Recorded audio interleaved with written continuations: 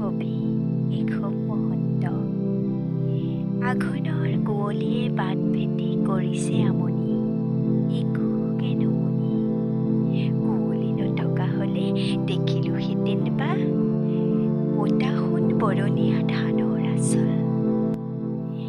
দেখিলোহেঁতেন বা লিহিৰি লিহিৰি ধীৰ আঙুলিৰে মুঠি মৰা কেচ কেচ চিকমিক ধৰকাচিবোৰ।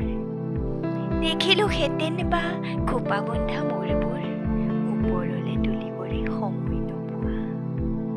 দেখিলোহেঁতেন বা পতাসোন পথাৰত লঘু পৰিহাসময় হাঁহিবোৰ তেল হালধীয়া।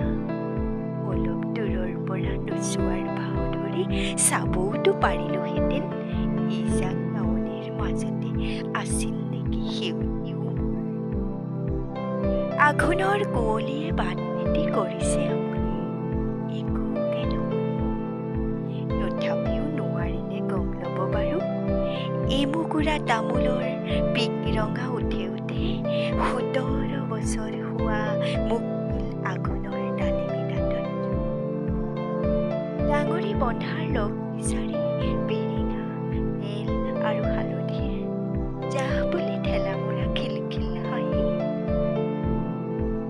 আঘোণৰ পথাৰত দাৱনীৰ কাম আছে, মুঠি মুঠি কাচি কাচি ডাঙৰি ডাঙৰি কাম আছে।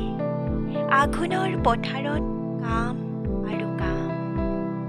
আঘোণৰ আকাশেদি কোনোবা বিললে মন কাঢ়ি বন হাঁহ জাকি মাৰি গ'ল।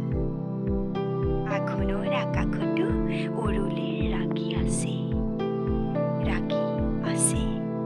আঘোণৰ আকাশত ৰাগী আৰু ৰাগী। আঘোণৰ বাটবোৰে কুঁৱলীৰে ঢকা। মন হাঁহ খেদি খেদি বন শেষ হ'ল। আঘোণৰ কুঁৱলীয়ে বাট ভেটি ল'লে। বৌদেউ, আপুনি যে কৈছিল সেউতীৰ কথা, মোৰ কথা সেউতীক কৈছিলে জানো? আঘোণৰ কুঁৱলীত ধাননি লুকালে, আঘোণৰ কুঁৱলীয়ে দাৱনী ঢাকিলে। আঘোণৰ কুঁৱলীতে সেউতী হেৰালে।